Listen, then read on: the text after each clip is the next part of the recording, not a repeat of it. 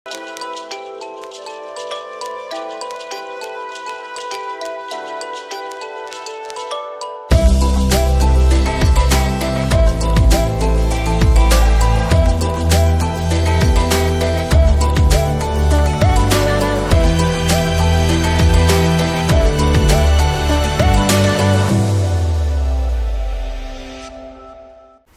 namaste, salam kedamaian. Apa kabar teman-teman?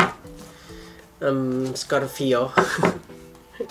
Scorpio, apa kabarmu? Semoga dalam keadaan sehat. Ini adalah pembacaan untukmu di bulan Juli. Kita akan lihat keberuntungan apa saja yang akan kamu terima, dan berikut hal yang perlu kalian waspadai juga di bulan Juli nanti. Ada 3 bukaan kartu.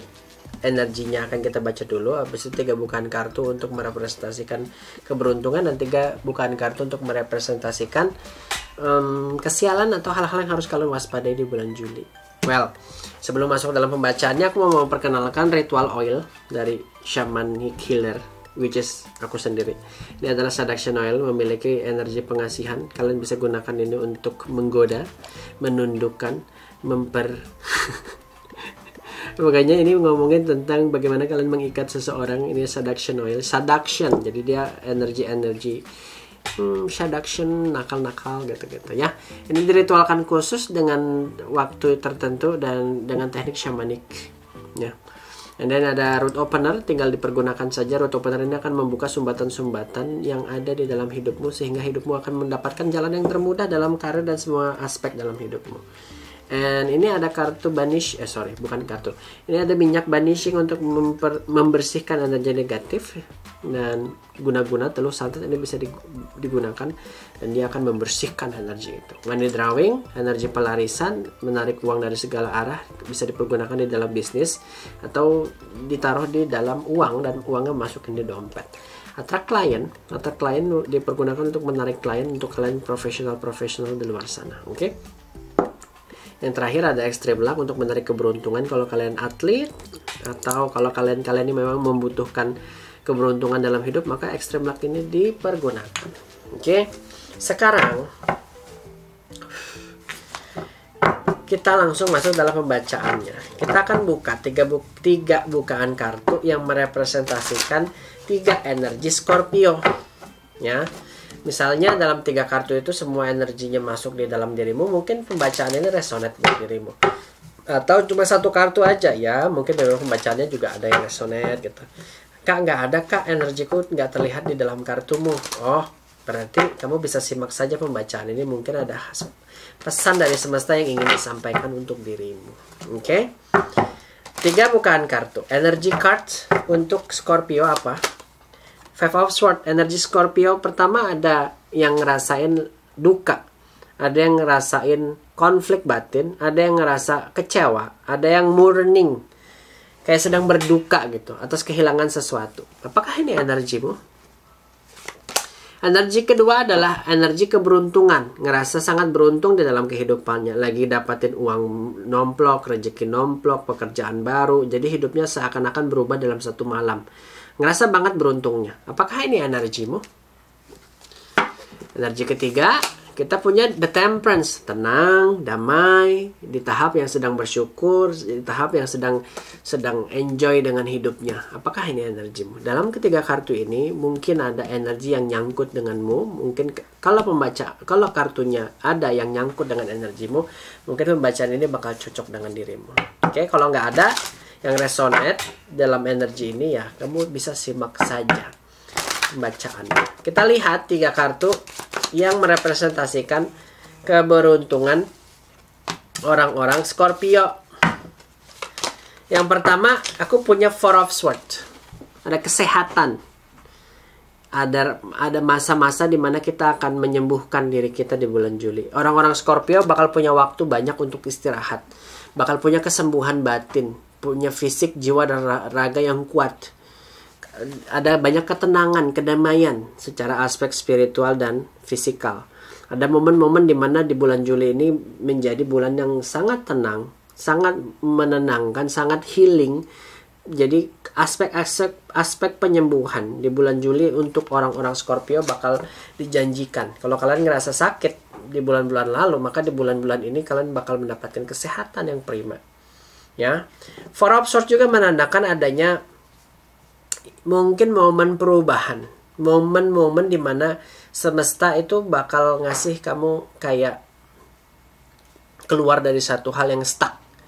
Kamu bakal dikasih jalan yang baru gitu, dengan segala ketidakmampuanmu di masa lalu, di bulan lalu untuk berkembang. Maka di bulan Juli ini adalah ada satu perkembangan yang semesta siapkan untuk kamu, mungkin dalam karirmu, mungkin dalam aspek keuanganmu gitu ya. Jadi pertumbuhannya akan datang tapi secara pelan.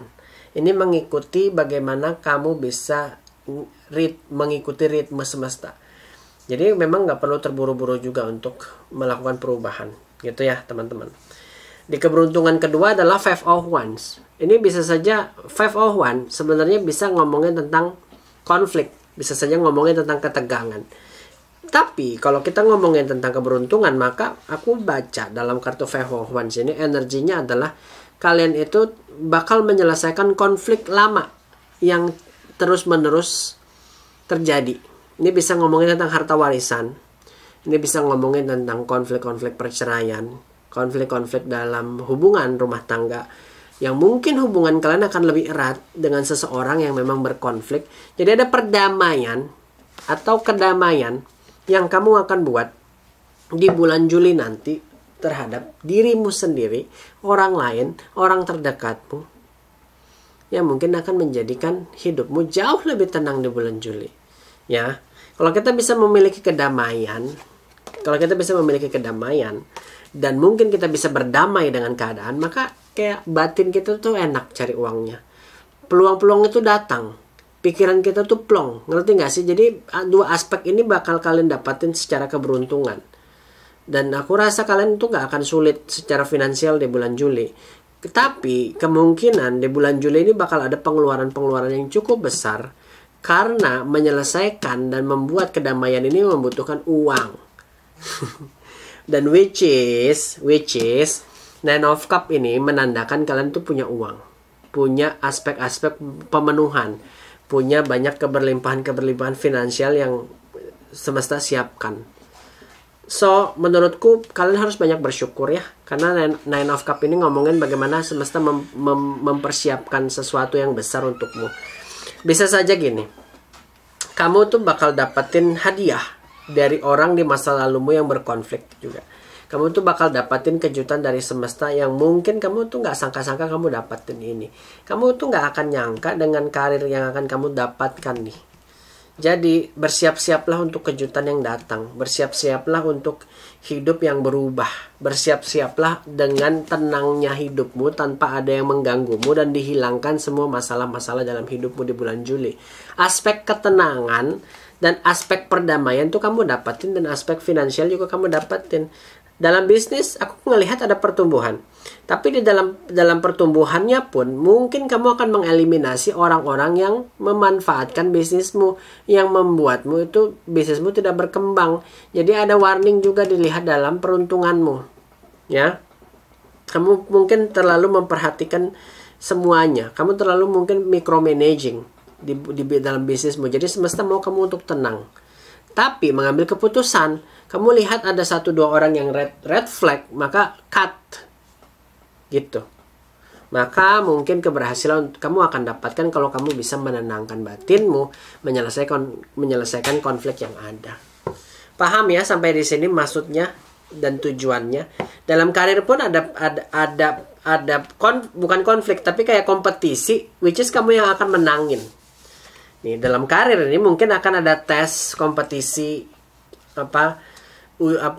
kelayakan gitu, dan kamu yang akan memenangkannya. Setiap battle, setiap pertempuran, kamulah yang akan memenangkannya. Kamulah yang akan mendapatkan kesempatannya. Memang momenmu ini di bulan Juli adalah momen perubahan, pertumbuhan, perdamaian, dan keuangan.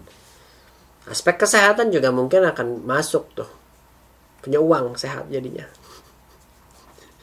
Ya, teman-teman. Oke, tapi ada hal yang perlu kita waspadai juga. Di dalam peruntungan tentunya ada kesialan yang perlu kita waspadai juga. Apa? Kita lihat ya. Kartu pertama adalah kartu Seven of Pentacles. Tidak mau bersabar.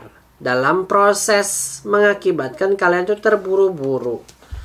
Terlalu terburu-buru dan memaksakan sesuatu terjadi dalam waktu yang cepat. Padahal semua butuh proses. Padahal semua nggak bisa dalam satu waktu. Candi Borobudur tidak bisa dibikin dalam satu malam. Candi Prambanan mungkin tidak bisa dibikin dalam satu malam. Kecuali ada jin membuatnya gitu kan. Padahal semua butuh proses. Semua butuh effort. Kamu duduk, kamu bisa berdiri di posisimu saat ini juga semua ini ngomongin tentang proses. Take your times, berproseslah, nikmati prosesnya. Sesuatu yang cepat akan menghancurkan semuanya, tapi sesuatu yang penuh dengan pertimbangan yang matang akan menghasilkan keberlimpahan, menghasilkan hasil yang signifikan. So saranku, yang perlu kamu waspadai adalah kesabaranmu bakal diuji. Jadi sabar. Sabar dalam aspek emosional, sabar dalam aspek pekerjaan. Tapi Kak, aku ini udah sabar. Sampai-sampai aku menunda pekerjaanku. Itu mah namanya malas. Beda sabar dan malas. Jadi bersabarlah ya. Jangan terlalu tergesa-gesa. Semua butuh proses. Nikmati prosesnya. You have your time to shine. And sudu semesta juga punya time untuk mempersiapkan semuanya. Take your times. You have all the times. Ada kartu The Justice. Hal yang perlu kalian waspadai adalah terlibat masalah hukum. Terlibat atau tidak belajar dari pengalaman. Ini bisa ada dua.